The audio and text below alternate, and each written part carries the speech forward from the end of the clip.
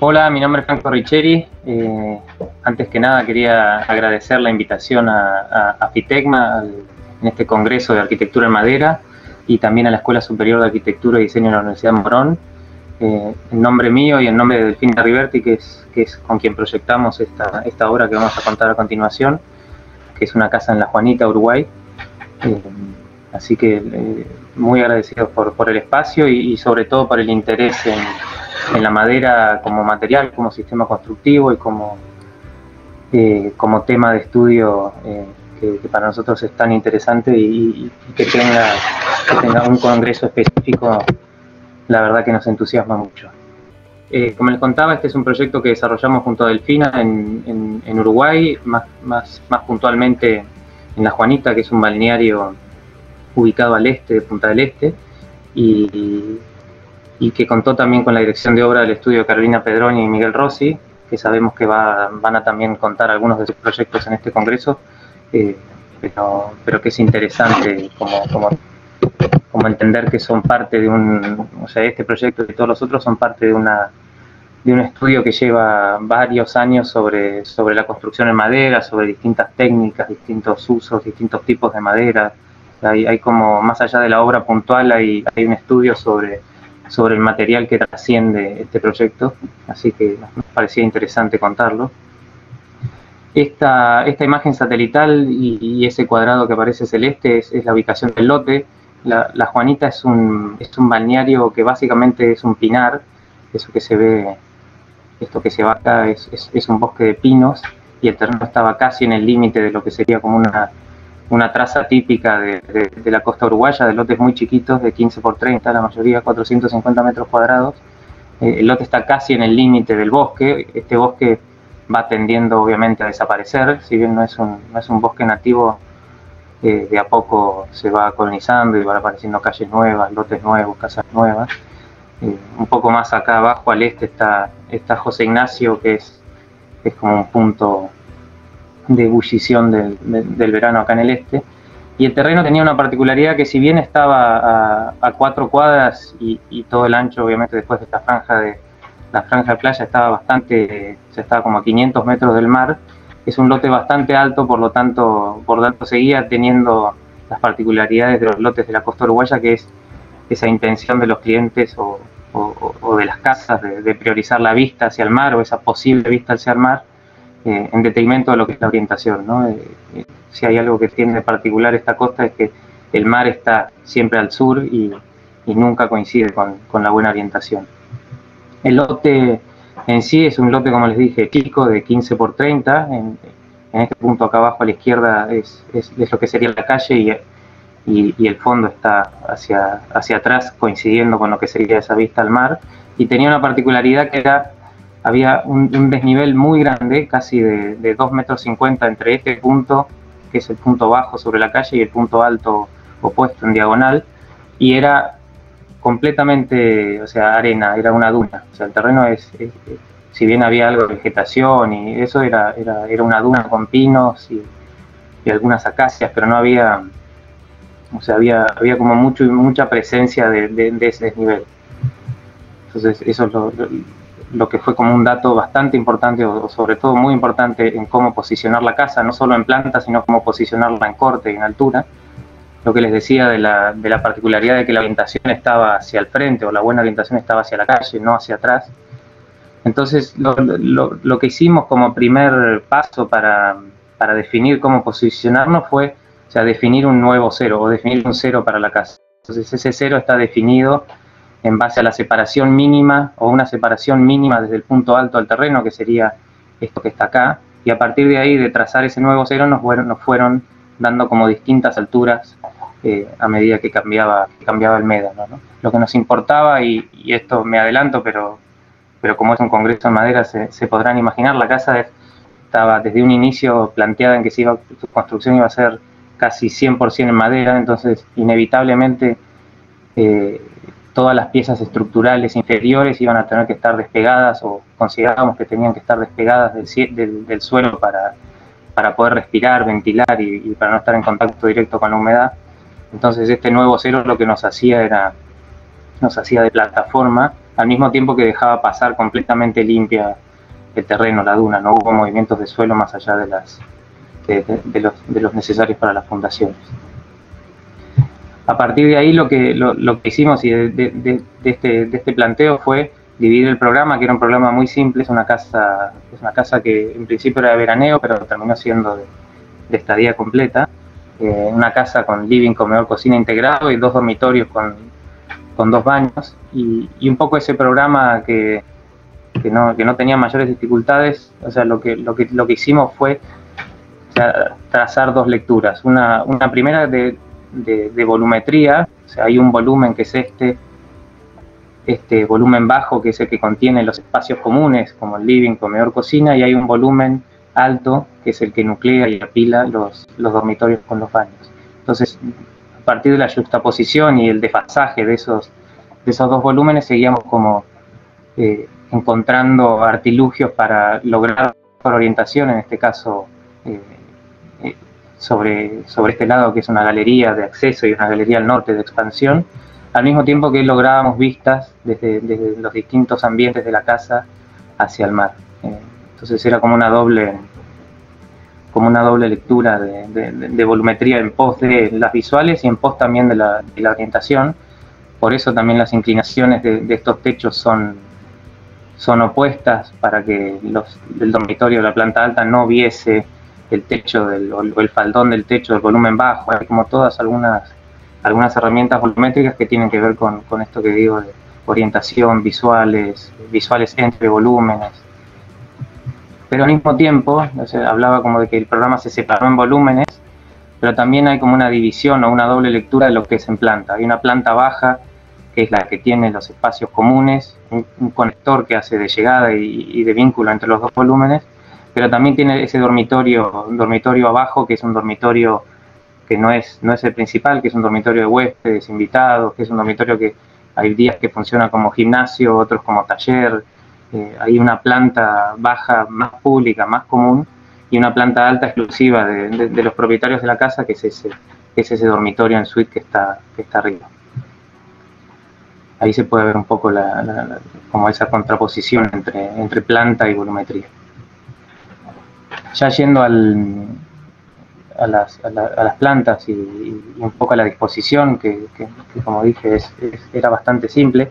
La planta de acceso, que básicamente es como una retícula de pilares, que son los pilares que sostienen la estructura, o básicamente son el sostén principal de la casa, y esos pilares van tomando las distintas alturas dependiendo del médano y de la duna. O sea, es básicamente una planta que refiere directamente a la estructura. La planta baja, que sería la planta de acceso con ese nuevo cero, que tiene una galería al norte, que hace galería de acceso, de expansión, como lugar semicubierto, un conector pasillo, biblioteca, recibidor, que es el vínculo entre los programas comunes y los programas más individuales. Hacia la derecha, el living, comedor, cocina integrado, con 2 expansiones.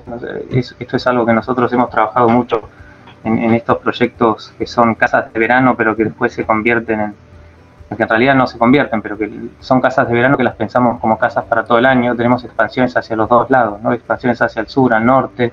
Hay momentos del año en que se usa muchísimo el deck del sur, que mira al mar, y ahora, por ejemplo, la terraza que más se usa es la terraza al norte. Es como que esas variaciones las vamos teniendo. Pensamos casas para todo el año, no solo casas de verano. Y en el otro volumen está ese baño, baño común, o baño que hace las veces de baño de dormitorio o baño de invitados, la escalera y en la planta alta el dormitorio principal.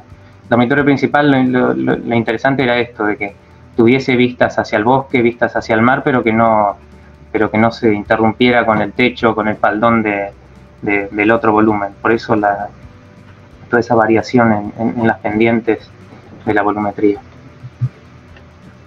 Estos son algunas maquetas que hacemos, que no son maquetas. O sea, creo que lo importante también de definir el sistema constructivo de arranque, estas son maquetas que hicimos cuando estábamos proyectando, entonces sabíamos que la casa iba a ser en madera, por lo tanto las maquetas tienen, los modelos tienen la precisión del sistema constructivo, lo que nos permite, por un lado, definir todos los detalles antes de arrancar, pero al mismo tiempo nos permite computar los distintos materiales, saber las secciones, las medidas. Muchos de las dimensiones se ajustan dependiendo la longitud de piezas de madera que conseguimos en el mercado.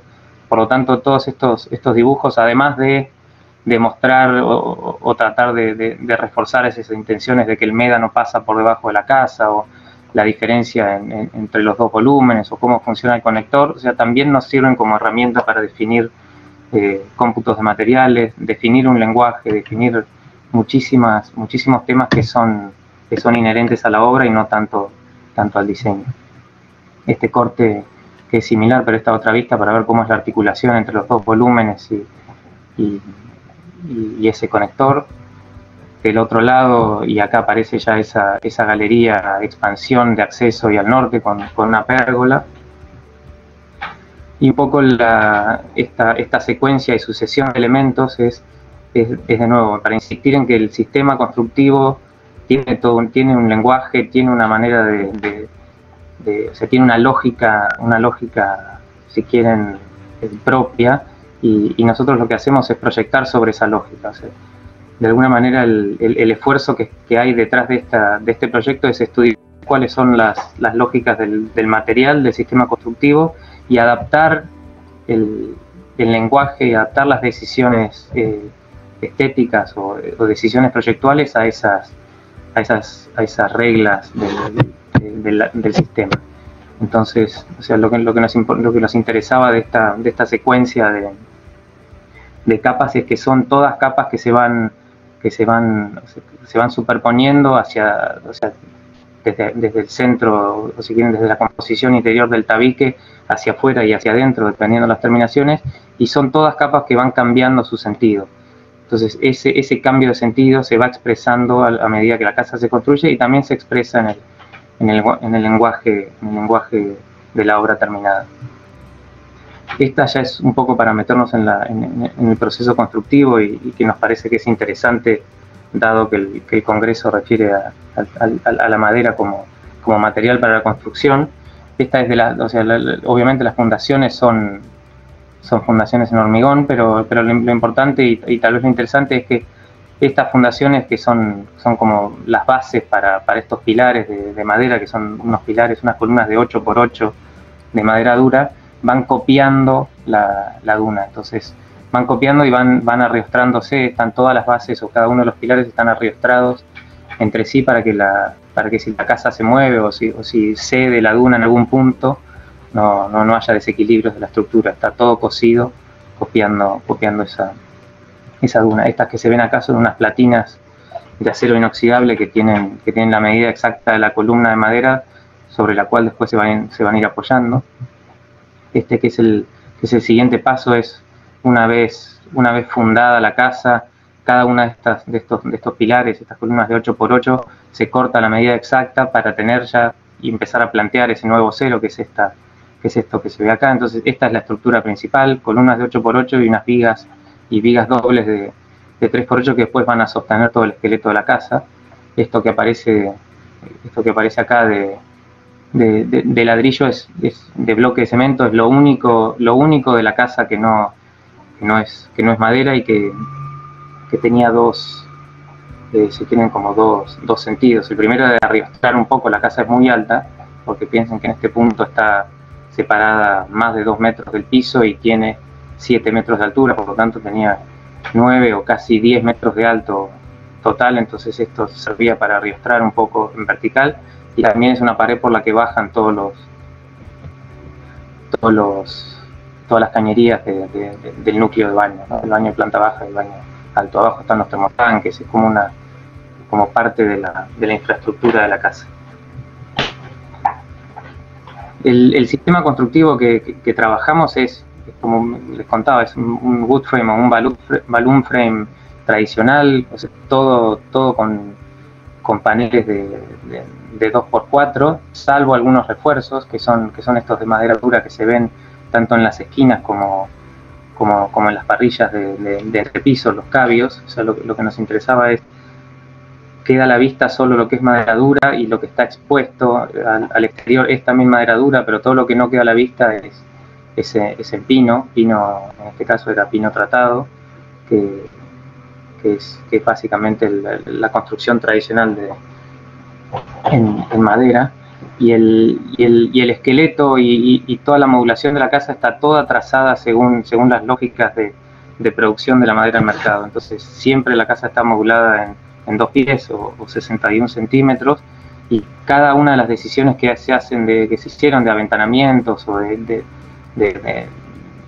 dónde va una ventana o dónde no, están trazadas por esa lógica, sobre todo para que haya un mayor aprovechamiento del material, tanto de la madera pura como el pino o la madera dura, pero también como los chapones, las chapas, el tieback. O sea, todos los materiales están como pensados para que no haya casi desperdicios. Estos siguen siendo fotos del esqueleto de la casa antes que se ponga el conector, y empiezan a aparecer esto de la sucesión de las distintas capas, ¿no? Esta es la capa, o sea, como los fenólicos que terminan de arrastrar un poco todo este esqueleto. Acá en esta foto tal vez parece que las decisiones de dónde van las ventanas o de qué altura tienen son aleatorias, pero si se fijan bien, todos los fenólicos coinciden. O sea, esto es un fenólico, medio fenólico, hay como una lógica y hay una traza por detrás de cada decisión que siempre se va repitiendo. Esto es importante, que estos marcos de madera que hacen casi como de visores, son marcos que se diseñan, que diseñamos y fabricamos exactamente a medida, dependiendo el espesor de cada pared y la cantidad de capas que lo componen, y también dependiendo del tipo de perfil de aluminio o del espesor del vidrio que va a ir en cada uno de estos marcos. Entonces son piezas que diseñamos uno en uno para por un lado, o sea, evitar y prevenir entradas de agua y filtraciones, chifletes, pero también por una cuestión estética, ¿no? O sea, siempre las aberturas están enmarcadas como en estos visores, que da otra terminación. De nuevo pasamos a otra capa, y cómo se empieza, o sea, lo que antes era horizontal, de vuelta se vuelve, o que era más superficial, como son los chapones de fenólico, vuelve a tener linealidad y esta verticalidad, que son los clavadores que después van a recibir el revestimiento final. Y de nuevo, cuando aparece ese revestimiento final, que en este caso era nuevo, esto es pino tratado con Wall-Manet, que es un tratamiento, dentro de los tratamientos que hay para el pino, de los menos nocivos, o no sé si, no estoy tan seguro psicológicos, pero sí no es tan nocivo como el CCA. Es un revestimiento de pino que está cubierto con una mezcla entre aceite quemado y algunos tintes para protegerlo, siempre tratando de que se vea la veta. O sea, de esto hicimos muchas pruebas para lograr como un tono que nos guste, pero que no deje, o sea, que no opaque la madera, que siga estando presente todo el tiempo la madera. Y un poco esta secuencia de 3 fotos lo que quiere mostrar es esto, ¿no? De que siempre el lenguaje exterior de la obra, esta es una foto de la casa terminada, o sea, el lenguaje de la casa refiere directamente al sistema constructivo. O sea, insisto en esto del lenguaje, del sistema constructivo como lenguaje, porque es algo que caracteriza mucho al material, que caracteriza mucho al sistema constructivo, y sobre todo cuando se lleva al extremo, como en este caso, da estos resultados. Que no quiere decir que sea la única manera de construir en madera, ni de componer una fachada en madera, pero sí es una herramienta que nosotros usamos y que la llevamos como al máximo, ¿no? No es que construimos en madera por una cuestión de terminación o para revestir casas en madera, sino que la construcción en madera la llevamos desde el 0 al 100. Estas ya son fotos de la casa terminada y cómo se inserta un poco en el bosque, y cómo esos 2 volúmenes se leen. Son de alguna manera casi 2 casas, pero conectadas por ese puente, por esa biblioteca. Esta es una imagen desde el acceso y para ver esa diferencia de altura, abajo de esa galería, hasta hace unos meses entraban los autos. Hoy incluso se ocupó y funciona un pequeño taller ahí abajo, así que como que la casa levantada del suelo termina por un lado dando como distintos usos. Duerme el perro abajo, se guardan cosas, kayaks, tablas de surf, la leña. Como que esa decisión de plantear un nuevo cero y respetar el terreno, además de resolver las cuestiones técnicas, le dio como un uso y una vida a ese nivel cero muy interesante. Algo que se puede ver acá es cómo la estructura principal, esas columnas y las vigas las vigas transversales, o sea, siguen expuestas, o sea, se ven, y la intención era que las cajas estuviesen casi apoyadas sobre eso volando, más allá de que hay una estructura, hay como una subestructura que hace de piso, pero nos interesaba que tengan protagonismo las cajas negras casi volando.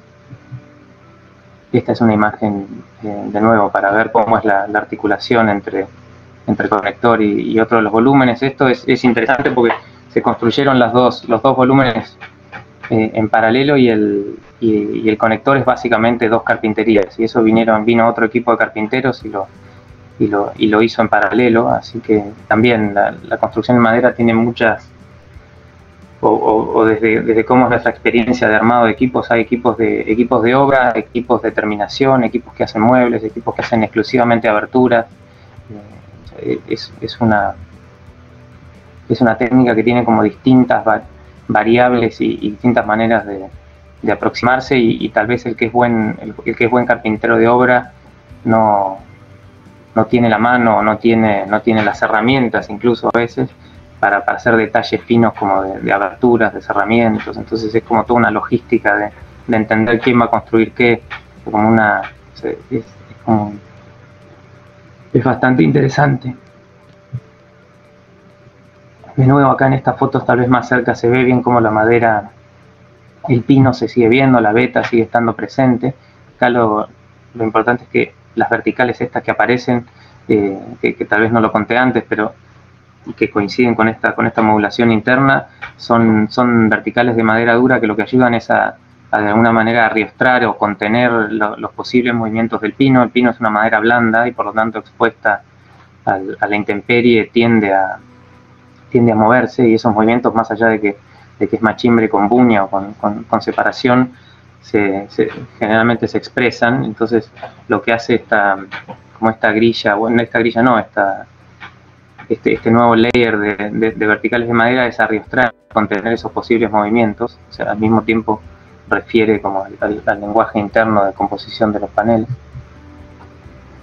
Esta es una foto ya desde la galería, que también acá se puede ver y empiezan a aparecer en las fotos terminadas distintos tonos de madera. Todo lo que es la estructura principal, tanto inferior como la estructura de la pérgola o los decks, si bien es exactamente la misma madera que las verticales de revestimiento, o que por ejemplo la madera de la puerta, por decisión no está protegida, ¿no? Entonces son maderas que con el tiempo van a volverse completamente grises. Esto, dicen que las fotos son un mes después de terminado la casa y ya la madera tiene otro tono, y las maderas que contrastan son maderas que están protegidas. O sea, las aberturas por una cuestión de funcionamiento y para que en el tiempo sigan maniobrándose correctamente, y las verticales estas para de alguna manera contrastar con el resto de la madera. De nuevo acá se ve cómo los distintos tonos y cómo la sucesión, incluso las vigas que arman la pérgola, están atadas a esa lógica del sistema del interior. Estas ya son fotos del interior mirando hacia esa galería al norte, y de nuevo aparece la madera, pero ya con otros tonos, ¿no? El mismo pino que afuera estaba teñido negro, en este caso está blanqueado, es simplemente lavado casi como con una pátina de agua blanca, y de nuevo intentando que la veta no se pierda, ¿no? O sea, está claro que no le tenemos miedo a los distintos tonos de madera, y no nos preocupa que se lea que hay maderas distintas. También el piso ahora cambia, este es un piso de pinotea americana, y un poco el color aparece, además de en la madera, parece que en este mueble es casi como un vínculo entre los dos espacios que sale de esa circulación conector que es biblioteca, y de este lado hace de alacena para la cocina, escondiendo algunas de las cosas que no queríamos que se vieran, como es el espacio principal, su inclinación, la estructura a la vista. Si bien el sistema se expresa todo el tiempo, también hay mucho esfuerzo en que no se vean tornillos, no se ven clavos, o sea, todo parece como que está pegado, pero por detrás hay una logística y un estudio del detalle, tanto por nuestra parte, por parte del equipo de dirección, y también por parte de los carpinteros, como para lograr que la ejecución sea tal cual nosotros pensábamos que tenía que ser en el detalle terminado. Esta es la foto desde ese conector y cómo es la fuga hacia los espacios de un lado y hacia el otro.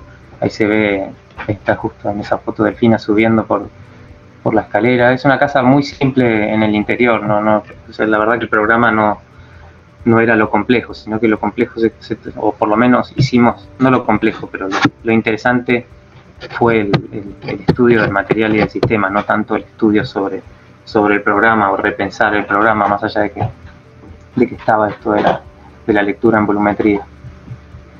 Este es el dormitorio de planta baja, que en ese momento era gimnasio, hasta hace unos meses era taller. Ahora que el taller está abajo es dormitorio de huéspedes, pero de nuevo, el estudio de los detalles para que no haya zócalas, no hay tapajuntas, no hay mediacañas, está todo cortado exactamente a medida para que coincida. Los cabios están de alguna manera como pegados con la viga perimetral, y acá se ve de nuevo, se leen esos marcos que se leían, esas mochetas que se leían hacia afuera, se leen también hacia adentro, absorbiendo las ventanas de aluminio. Las ventanas de aluminio no tienen las tapajuntas típicas de las ventanas de aluminio tradicionales, es de nuevo, o sea, son espacios simples, pero que para llevarlos a esa simpleza hay que estudiar muchísimo los detalles.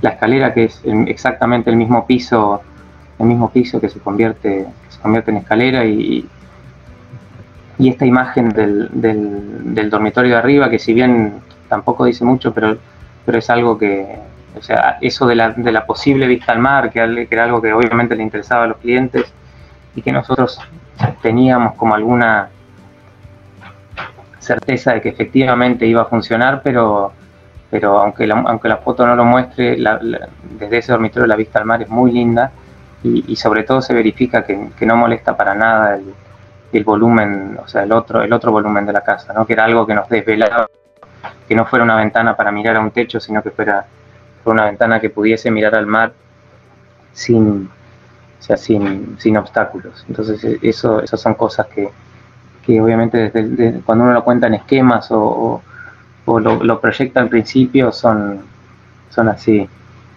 casi decisiones esquemáticas, pero que después cuando se verifican son muy tranquilizadoras. Y para terminar, y de nuevo, repetitivo sobre la lógica constructiva y los detalles, pero creo que es apropiado para el evento, o sea, las distintas texturas, los distintos materiales, o sea, no distintos materiales porque es siempre el mismo material, pero sí los distintos tipos de madera. Esta madera de abajo, que es Itaúba, y que es la estructura, que es exactamente la misma madera, pero recibiendo otro tratamiento, cambia completamente de terminación, tanto para la foto, pero sobre todo en el tiempo, ¿no? Esto hoy está completamente gris, y esta madera sigue manteniendo el color natural. El pino y su veta, esto que les decía de cómo son los encuentros, o sea, todo el esfuerzo que hay, en este caso sobre todo de los equipos de ejecución, para que no se vean esos encuentros, para que las piezas parezcan simplemente apoyadas. Hay como toda una lógica de construcción que es muy, o sea, que es mucho más atractiva que lo que dice la foto final, ¿no? O sea, todos estos procesos desde nuestra experiencia, todos los procesos constructivos son súper interesantes y enriquecedores, y sobre todo por cómo es el trabajo diario, ¿no? Acá no hay encuentro que se pueda disimular, encuentro que se pueda corregir con un poco más de reboque, un poquito más de pintura, menos pintura. En este caso, o sea, todos los detalles que no se estudian son detalles que se ven, un tornillo que se ve, una madera que no coincide con otra. Entonces, todo ese esfuerzo desde el proyecto, después verlo concretado es muy lindo. Para cerrar, agradecer nuevamente la invitación, agradecerles a los espectadores por compartir la charla con nosotros, y bueno, quedan todos invitados a la tarde para la mesa redonda, donde cualquier consulta que tengan, encantados de responderla y sobre todo de charlar sobre este material que nos apasiona. Muchísimas gracias.